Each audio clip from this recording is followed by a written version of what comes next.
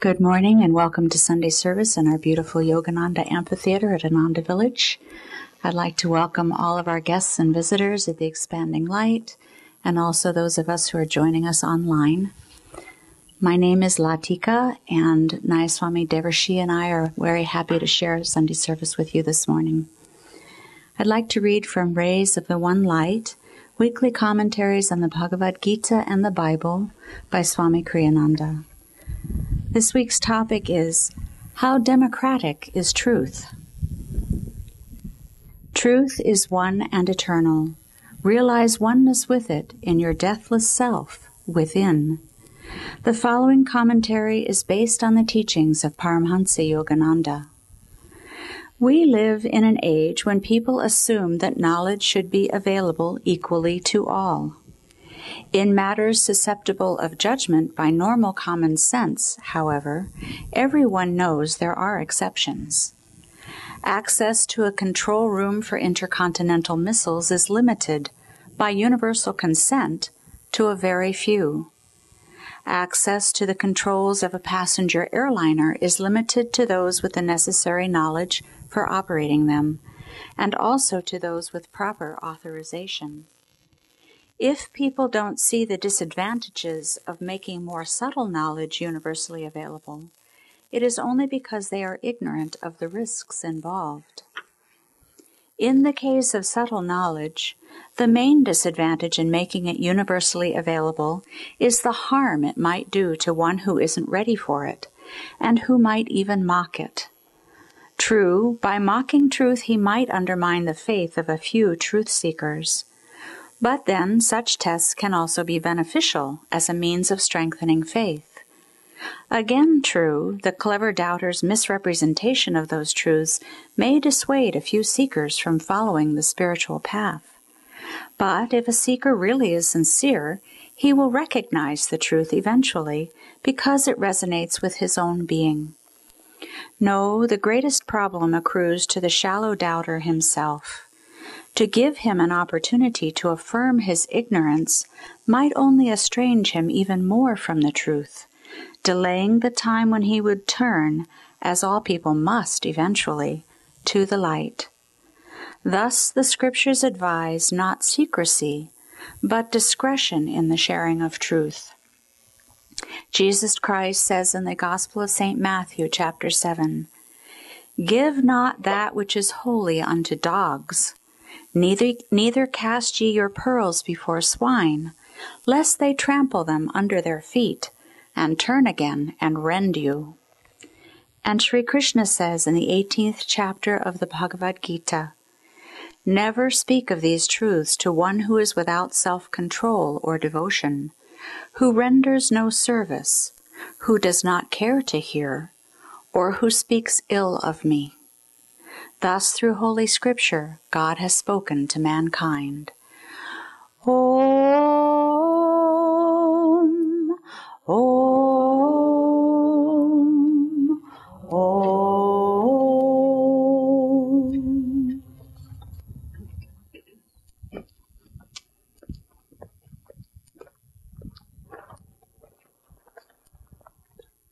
I would also like to welcome everyone on this beautiful summer day. This is a reading from Whispers from Eternity by Paramhansa Yogananda. With folded hands, bowed head, and heart laden with the myrrh of reverence, I come to thee. Thou art my parents. I am thy child. Thou art the master. I am ready to obey the silent command of thy voice. I conjured the fragrant devotion of all hearts and mixed it with my tears. Now I am eager to wash thy feet in silence. A river of my ardent crystal tears of craving rushes forth to meet thee. Wilt thou see that my boisterous flood of devotion be not lost in the desert of disappointment? Wilt thou see that my mad flood of devotion follow always the right course, which leads to thee? Om. Amen. The topic today, at first glance, it sounds like it's more advice, talking about those who are being compared to spiritual swine, nothing against pigs, but those who are unworthy to receive certain teachings. The very wise minister here and friend, in a moment of great wisdom, said something very wise, which was that watch how we listen to spiritual teachings when we read them, when we hear them, and watch our reaction. And she said, watch to see whether you apply it to that person in your office who, if they only heard this, it would really help them, or whether we apply it to ourselves. And with this reading, it's understandable that we would be thinking of others. But in fact, especially the words of Krishna at the end of this reading, is really deep and true spiritual advice for all devotees. What he does is he gives 5 qualities that, when you look at them over the years, living at Ananda, as Swami Kriyananda would like to say often, Ananda is a great laboratory. And you get to see this great experiment of people applying different attitudes, different teachings in their lives, and seeing how they work.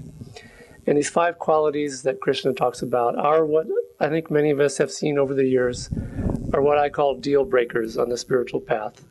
Because they, in a sense, when we come on the spiritual path, even though we aren't doing it consciously, we're in a way signing a contract.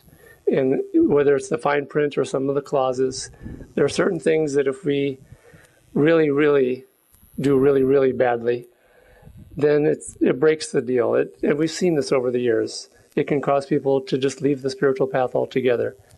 And so Krishna gives us his advice, but he's really also describing 5 positive qualities that we can develop and work on. The first one I'll talk about is that these teachings are not to be given to those who speak ill of me. And this, again, we've seen people who are cynical, negative, who speak negatively of spiritual teachings, of teachers, and just generally negative. It creates a downward spiral that goes downhill and pulls people even away from the spiritual path. Krishna, just almost to show that these qualities he's talking about are actually qualities to develop, the very next stanza that he, in the Bhagavad Gita after this one, he describes the positive antidote and the opposite of this first one. He says, whosoever will, with supreme devotion, impart this supreme secret knowledge to my devotees, shall without a doubt come to me. No one among men performs a more priceless service to me. And so, watch what we think, watch what we say. It can again cause us to go into a negative spiral. And the antidote again is the positive one. Talk positively about these things. The second one, those who don't hear, those who don't listen. When we hear spiritual teachings, luckily you didn't say that we could not cast pearls before cats. So those of you who are watching on the internet, a cat came across the stage here. Those who do not listen, when we take spiritual teachings, take them with due reverence and really understand that when a great master gives us a spiritual teaching, that these are very sacred. I think sometimes there's a tendency, and I have seen it myself over the years with things that Swami Kriyananda has said or Yogananda has said, to take them in a more mundane way. And a really good example that I've seen many times is yoga. And for those of you who are on this path that we practice here, but those who follow other teachers or don't have a particular guru or teacher, this applies to all spiritual teachings and teachers. But Yogananda taught these exercises called the energization exercises. And I can't tell you how many times I've heard people say, well, these are just physical exercises. I go to the gym. He invented these, almost 100 years ago. Exercise has gotten a lot of progress since then. But in fact, there is a really deep, profound, underlying teaching and truth to those exercises that take them way, way beyond just a physical exercise. And what Krishna is saying, if you take with reverence what a guru or teacher gives you, he will give you more and more over time. If you don't listen and just say, okay, I don't need this isn't, appropriate now, and we start discarding it, then we will start receiving less and less. And this really has to do with receptivity, not just listening with the ears, but listening with the heart. The third one that Krishna mentions here is those who have no self-control. And this is one that is not commonly a deal breaker on the spiritual path that I've seen. People who have extreme non-self-control with emotions and addictions, it would take people away. If you just had too much ice cream yesterday, for example, you're still good to go. It's not a very big deal like that. And so just watch. The reason Yogananda said this and why Krishna said this is that when people lack self-control, it causes a lot of restlessness in meditation because it causes emotional turmoil. And it makes it very, very difficult to calm the mind. And I think we've all experienced this when we're in a very difficult situation in our lives, when we're emotional or upset about something, and we go out into nature and we see God's beauty in nature. We can't really become fully absorbed in it because our minds are churning with all these emotions. So those are three of the ones that Krishna talked about, but I'm mostly going to talk about the two most important ones, which he said are those who render no service and those who have no devotion, because these are the two that really cut to the very, very core of spiritual growth and the spiritual life, and really even just human growth in the human life. They're both tied together by the common quality of giving. True, deep, selfless service to others is the purest form of giving that there is, without any thought of what one is receiving. Devotion also, in the highest sense, in the purest sense, is that pure giving of the self with love and self-offering, again, without any thought of what one is receiving in return.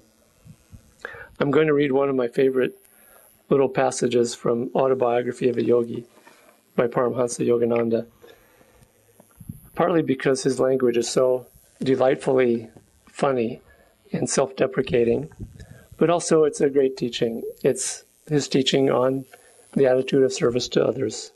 Yogananda writes, "From transient teachers of my earlier life, I had imbibed a few erroneous lessons. A chela, or disciple, I was told, need not concern himself strenuously over worldly duties. When I had neglected or carelessly performed my tasks, I was not chastised. Human nature finds such instruction very easy of assimilation. Under masters, his guru's unsparing rod, however, I soon recovered from the agreeable delusions of irresponsibility." And his guru remarks, "Those who are too good for this world are adorning some other," Sri Yukteswar remarked. "So long as you breathe the free air of earth, you are under obligation to render grateful service. He alone who has fully mastered the breathless state is freed from cosmic imperatives. I will not fail to let you know when you have attained the final perfection."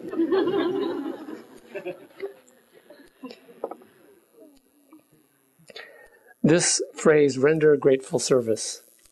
My wife, Maria, who many of you know, she passed away a few years ago. We had a few sort of mantras in our life. And one of them was render grateful service. When we were dragging ourselves to work and we didn't want to go to the office, or there was a chore that was difficult, this phrase would just come from one of us to the other one, and that was all we needed. Just remind ourselves that those who are too good for this world are adorning some other, and just simply to see life in the spirit of giving, rather than the spirit of thinking of oneself. And we can make any act sacred in our spirit of giving. We also had this, it was her way of inspiring me to render grateful service, and I've shared this before, so some of you have heard this, but once a week we would have to clean the house, and my part of the job was to clean the kitchen and the bathroom and clean the toilets. And Maria saw that my motivation was not always really extreme. And often the morning of the evening when we were to do our chores, she would start acting like she was a child about to go to Disneyland with just breathless anticipation and excitement. And she would say, "You know what we get to do tonight? You know what we're going to do?" As if like she was going to go to Disneyland that night. And I would play along with the gag and say, What are we going to do?" And she would say with breathless excitement, we get to clean the guru's ashram. And it was her way of saying that cleaning the toilets, cleaning the bathroom, even in your own home, it's a sacred act when it's entered into the spirit of grateful service to God. And we can make any one of our jobs, any one of our chores into the same when we do it with a spirit of giving. And you will find that when we enter into anything with a spirit of giving and self-offering, the little self becomes smaller, our problems become smaller, because we become absorbed into the greater self. We become absorbed into God. And this is why grateful service to others and why devotion and self-offering are really have the same core. And you've seen, again, over the years at Ananda, that occasionally someone doesn't think that they think that they're not, they're too worthy to be doing simple service, cleaning toilets, cleaning bathrooms, working in the kitchen. And you see sometimes this resentment and this thinking that these things are not sacred and they're mundane, and I came to meditate. Swami Kriyananda, you think that this would not happen with Yogananda, this great master, but Swami Kriyananda said there was one disciple who would meditate many, many hours a day, literally. And this is what caused him to leave Yogananda, because one day finally he was raking leaves and he just threw down the rake and he said, I didn't come here to rake leaves. And he just stormed out of there and left Yogananda of all things, just because of this simple attitude that Krishna was talking about, a deal breaker on the spiritual path. The other one is devotion. Again, devotion in its purest sense is this pure, complete self-offering into God. This really is, Yogananda talked about this, Swami Kriyananda talked about this, is really the greatest quality that anyone can develop on the spiritual path. It's interesting because when we come onto the spiritual path, it's a real conundrum. I accuse God of pulling a bait and switch on us. I don't know if everyone knows what a bait and switch is, but it's when a car ad promotes a new car for an incredibly low price. It's almost too good to be true. And you go to the car lot and the guy says, oh, we just sold that car, but we got this junker over here that you can overpay for. And the whole idea was to entice you to come to the car lot. And the conundrum here is that to get onto the spiritual path, people come onto it because of what we're going to get from it. And we're thinking of ourselves to some extent. And naturally, it's how God entices us, because we're being offered bliss and freedom and joy and spiritual growth, and that entices us to come onto the spiritual path. And many, many people go through this experience, this phase, the honeymoon phase of the spiritual path that we talk about, where people do experience really deep spiritual experiences and divine bliss and really deep meditations. And it's not uncommon, in fact, it's probably more common than not, that it's all suddenly taken away and people go into this long, what some of the saints have called the long, dry middle ground of the spiritual path. And it doesn't have to be a long middle ground. There's a very interesting story about Krishna and his devotee Radha. And Radha was a great lover of Krishna, and there were other devotees of Krishna. But Krishna had a particular deep connection to her. And one day all the devotees were dancing with Krishna, and Krishna picked up Radha. And she felt the embrace of the Lord, and she felt loved, and she felt how she must be really special because God really loved her so deeply. And as soon as that thought of herself came, because previously she had been thinking of God as in the form of Krishna, as soon as the thought of self came, Krishna dematerialized, and she just went right to the ground with a thud and dropped to the ground. And this really, I think, actually describes what happens when this honeymoon period ends. We start thinking about how much we're getting out of it, and oh, I'm feeling bliss, and God really loves me. And that is where the sort of the bait and switch happens. Because I think God brings us to this point and then says, and the really deeper and the most pure way of finding me is to give. And then we need to learn that lesson. I had this experience where soon after I came to Ananda, I'd been here about 2 years, and then my meditations just suddenly became completely dry and boring and dull. And at the time, there was no internet, but I thought that I should bring a newspaper into my meditation room because at least I could learn something while I was there and get something out of it. And this went on for a long time, about a year or two. And, I was part of the monastery. We were meditating for hours a day. And it was a really, really difficult, challenging period. And I think looking back, what happened was that God dematerialized and I hit with a thud back down on the ground because I was thinking of what I was getting out of it. And at a certain point, I finally realized, I'm not getting anything out of this when I sit to meditate. I'm just, counting sheep or whatever my mind was doing. But I can give. And I can give what little devotion and love I feel, my attention, I can give that to God. And as soon as I started doing that, it completely turned around. My meditation started to become joyful again, as long as I was thinking about giving. And this is the lesson that God wants to give us, especially as we are hearing with Krishna today, with devotion and with rendering grateful service, is that spiritual growth ultimately comes when we give of ourselves. And that's really the highest spiritual growth. The beginning, I think the experiences that God gives us are just to kind of awaken these experiences and awaken our true nature.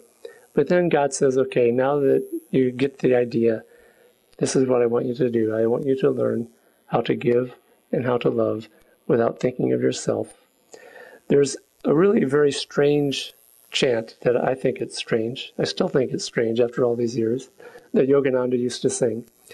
And it was a chant, it's called Divine Mother's Song to the Devotee. And it is quoting Divine Mother singing to her child. And she says, O devotee, I can give thee salvation, but not my love and devotion. For when I give these away, I give myself away. Oh, I forget the rest. What's that?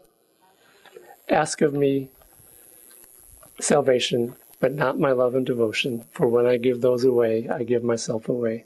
So, essentially, and again, it's a strange chant. And what Swami Kriyananda says about this chant, he says that really what God is saying is that I really want to give you my devotion and my love, because that's much more valuable than salvation, which we have that flipped around. We think, well, once I become free, that's all I want. But God is saying that devotion, self-offering, giving is the greatest gift that I can give you. And it's really the highest spiritual growth comes and the greatest bliss and the greatest freedom when we give ourselves in service and self-offering and devotion, because at that point we truly merge back into God. As long as we're thinking of what we're getting out of it, there's still that separation. There's a Catholic saint that Swami Kriyananda mentioned in this context. It was Saint Teresa of Lisieux, who she said that she wanted to go to hell because she wanted there to be one person in hell who would love God. And she was either delusional to think that she could go to hell, and whether hell exists or not, she was describing what we think of as hell, that she wanted to go there. Either she was delusional or she was a saint. And in fact, when you look at the stories of some saints who lived in the concentration camps during World War II, there were some people who became saints, and you could probably say that was a hell that they were living in. And I think some of these saintly souls actually chose this life, in that lifetime, to go there. And there was one who was a disciple of Yogananda, who was in a concentration camp, and his whole time in that concentration camp was one of giving to others and not thinking of himself. And before he went into the concentration camp, he was actually part of the resistance there in Switzerland, I think. And the Germans were starting to kill the residents of this town because they had killed some of the soldiers, the Nazi soldiers, and so they were going to kill as many residents of the town as the soldiers had been killed. And this disciple of Yogananda went to the Germans and said, this man over here has a family, and the man who you're going to kill. I don't. Kill me instead. Execute me instead. I give my life in place of his. And the German officer who he said this to said at that moment, I realize we're not going to win this war with people like you on the other side. And he's saying with people like you who are saints on the other side. So this is the road to saintliness, is giving, devotional self-offering, and they are the same. Selfless service, selfless giving, devotion and meditation. Try to see even meditation in a way as a form of karma yoga. I do this all the time where in karma yoga, the term karma yoga is based on a phrase nishkam karma, which is action without attachment or desire to the fruits of your actions. And what this means is that when you act purely in a sense of giving, without any single thought of what you are getting out of it, you become free. You become free of karma, you become free of bondage. And try to see meditation that way, purely as an act of when we do the techniques, when we practice communion after techniques, pure, simple, devotional self-offering. And eventually, when you do this to perfection with the purest giving of your hearts, eventually it becomes the goal of yoga. Yoga means union. And the way we reach that union is by offering ourselves into the divine, into the light, holding nothing back until we merge into God. And so let's practice all of these teachings that we've been given. Whatever your spiritual path, receive with reverence, practice with devotion, serve others with the same devotion, think nothing of yourself, and that is the greatest way to freedom. And may we all be blessed by these teachings and these practices. Om. Amen.